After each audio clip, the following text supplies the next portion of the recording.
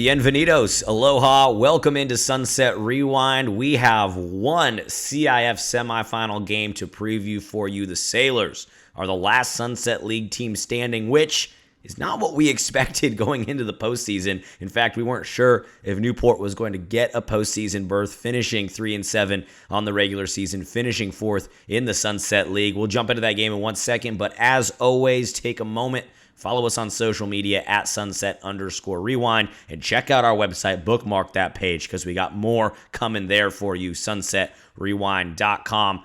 Friday night, Davidson Field, the number 3 seed in Division 6, Newport Harbor taking on the number 15 seed, the Dominguez Dons, coming in 10-2 on the season, 3-2 in the San Gabriel Valley League, and a trip to the D6 finals on the line. Howard, as I said, Newport, they finished 3-7 on the regular season. And really, when we were broadcasting that last home game for Harbor against Corona Del Mar on our TAR TV broadcast, we had no hope that the Sailors were going to make the postseason.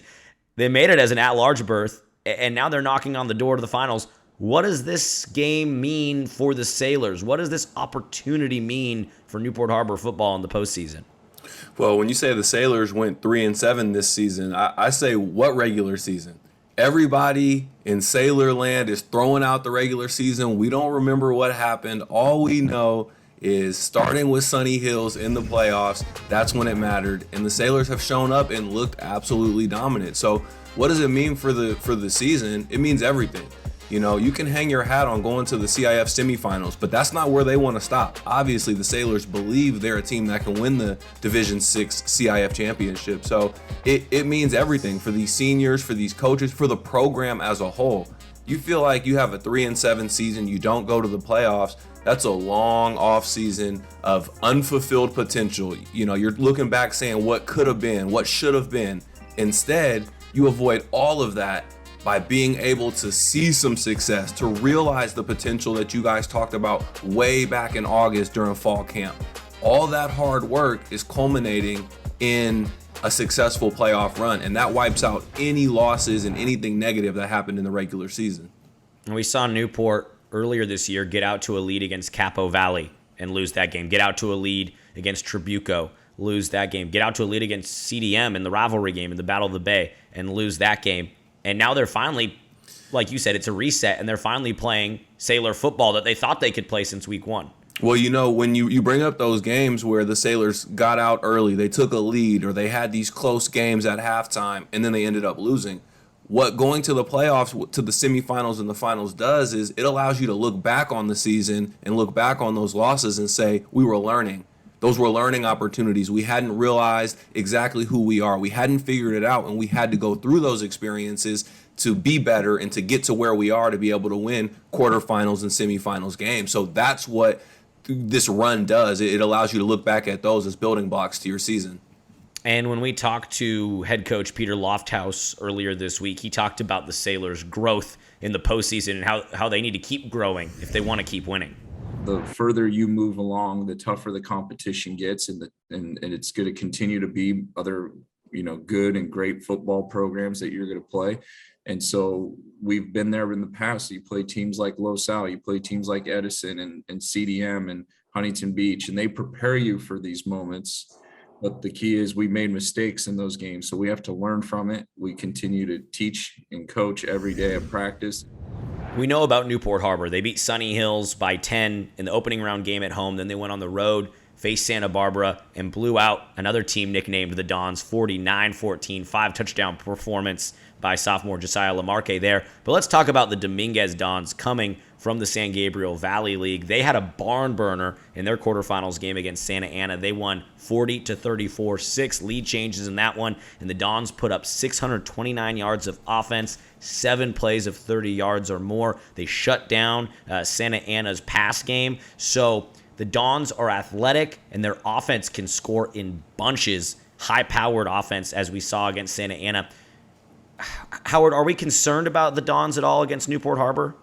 You got to be concerned about the Dons. I mean, you just said it, 600 yards of offense, 7 plays of 30 or more. That tells you the speed and explosiveness that Dominguez has. You can't overlook the athletes. They've got Taylor Woods, running back, very, very productive, over 100 yards last week. They've got Ormani Arnold. He's a guy that's getting D1 offers. He's a big-time football player, over 200 yards of offense. He does it on the ground. He does it as a receiver. And then the quarterback, Jordan Ford, excellent player, over 200 yards in both of the first 2 rounds of the playoffs. So these are guys that they're very productive, very athletic, and they're going to make you pay. And one thing we've seen Newport Harbor have some trouble with at times is the big play, whether it's defensive backs' eyes getting caught in the backfield, or they're a team that plays a lot of man. You know, Coach Arredondo trusts the defensive backs. He puts those guys out on an island in tough positions against big receivers, fast receivers, and he believes his guys can keep up. Dominguez is going to put that to the test this week because they're going to try to go over the top, and they're going to look to stretch the field. Yeah, I think I might have been sounding a little too confident there when I said, are we concerned about the Dons? Even though they're a 15 seed, we've got to be concerned about them because, like you said, the athletes and Newport Harbor's susceptibility to the big play. Sailors' defense has been really steady this season. They've actually been pretty rock solid. It's been the struggles of the offense that have led to so many points given up by the defense. And now finally, we see the offense for the Sailors come alive in the postseason, and the defense is able to, I guess, get the credit they deserve. So, like you said, this is a true test of how mature that defense has become, how cohesive that defense has become in the postseason going up against the athletes of the Dons. Well, I think the D is going to do their part. You know, they're going to have some challenges with the speed, with the athleticism, but like you said, the second half of the season, this defense has been lights out. So can the offense, when the defense does get off the field on third down, when the defense gets some takeaways, you know, if the Dominguez offense is going deep downfield, maybe we see some interceptions from the Harbor guys. Is the offense going to be able to take those opportunities and punch it in for 6 points and capitalize and keep up with a team that scored almost 50 points last week in Dominguez, put up over 600 yards? So the offense is going to have to answer the bell and respond when the defense gets them the ball. Now, before I ask you what's it going to take for the Sailors to win this game, I should note defensively for the Sailors, Connor Chenier, senior linebacker who's missed the last few games with injuries for Newport, one of the leading tacklers on this team. He'll be back for this game, which is a huge boost to a defense that already has a lot of really sturdy guys that have he hasn't matured before our eyes. He's a senior, but this defense has grown up before our eyes this season.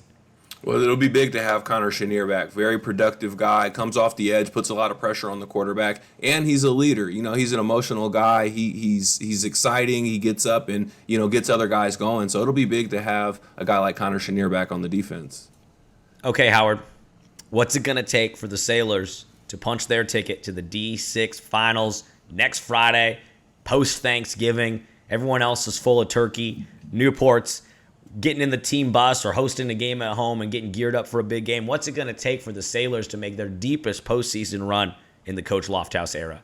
Yeah, it's going to be tough. You know, the Sailors have home field advantage this week, but let's not forget, Dominguez is not intimidated. They were the number 15 seed. They went on the road to Yucaipa, knocked off the number 2 seed. So this is nothing to them to go on the road and play in a tough environment.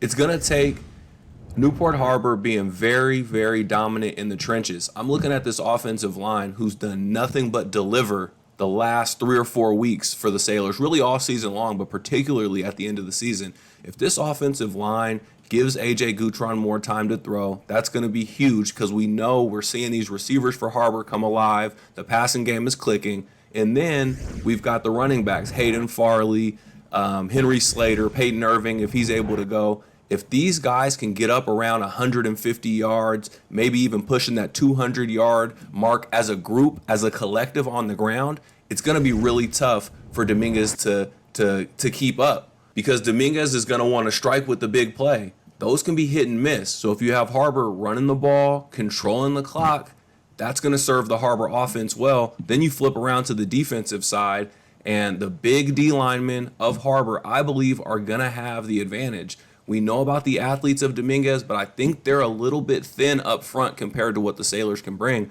We see 3 and 4 different defensive line units for Harbor. So I think in the trenches is where the game is going to be won for the Sailors, and we're going to need to see a dominant performance offensively and defensively from the line. Howard, I totally agree with you.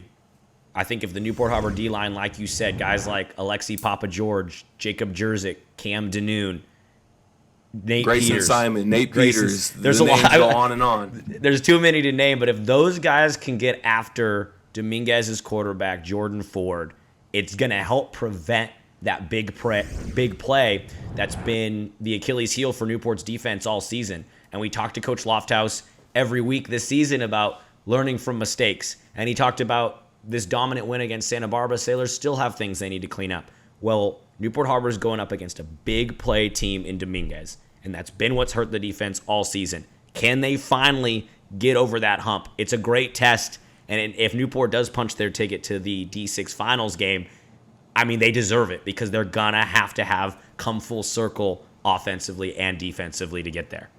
Well, we'll be back in a couple days, and we'll let you know how things ended up for the Sailors. Hopefully, we can't be lazy on Black Friday, and we've got another Sunset League game to cover. Sunset Rewind right now is Sailor Rewind, so go Tars, and we'll see how the Sunset League fares against the Dominguez Dons from the San Gabriel Valley League. Follow us on social media.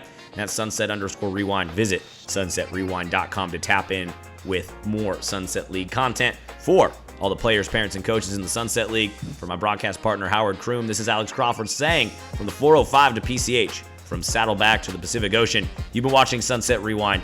Thanks for tuning in.